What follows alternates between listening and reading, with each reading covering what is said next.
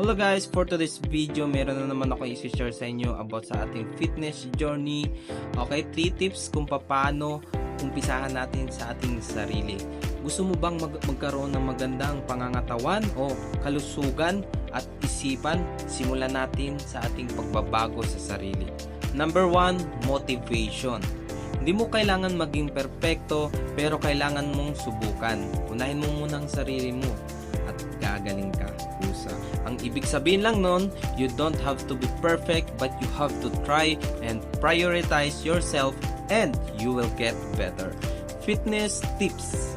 Narito ang ilang tips para sa iyong fitness journey.